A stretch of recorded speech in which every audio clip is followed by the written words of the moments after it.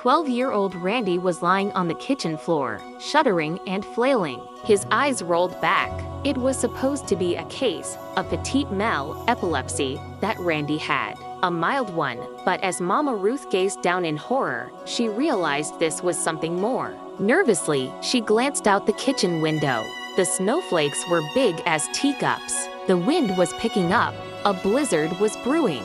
And Randy, oblivious in his seizure, kept flailing. Somewhere, Mama Ruth had heard of a home remedy for such emergencies. A thimble full of laundry bluing. She spilled it into the boy's mouth with no result.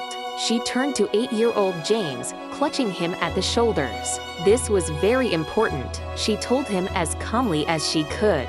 He must put on his snowshoes and run to Mr. Fortelka's store and ask somebody to call the doctor. James, eyes wide, nodded quickly, scrambled for the door. Glancing back at Randy, he could see the blue liquid trickling from his lips. A moment later, James was gone, dashing out across the farm fields through knee-deep snow, praying that Randy would be all right. The two had been reared as brothers. No one was closer to James than Randy, and now for all the little boy knew, he was the only thing that stood between his best friend and death. It was a mile to Mr. Fortelka's store.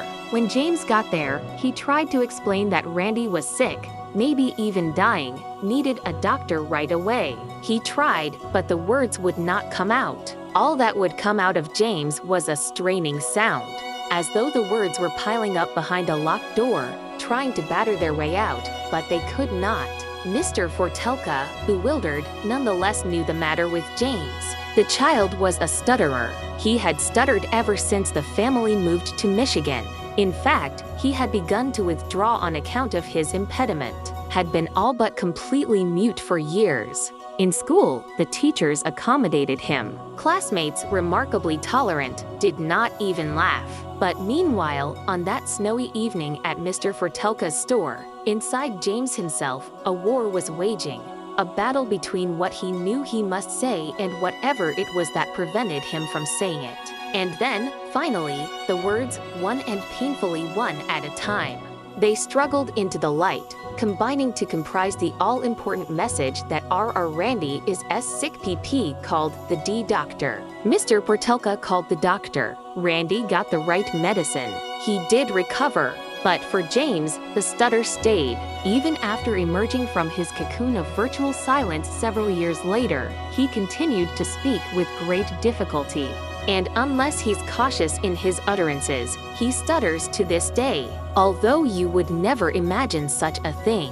For the child who spent his childhood at a loss for words one day was to earn his living with words, and thus did he make the world forget that interminable time when mere talking was all but impossible. For you know the once-tied tongue as an articulate and precise machine accompanying a gold and inimitable voice, a sorcerer conjuring all manner of imagery with immaculate diction, a magnificent instrument which for 4 decades has wrought everything from Shakespeare to Darth Vader. For its master, the master of the words, the master you know as James Earl Jones.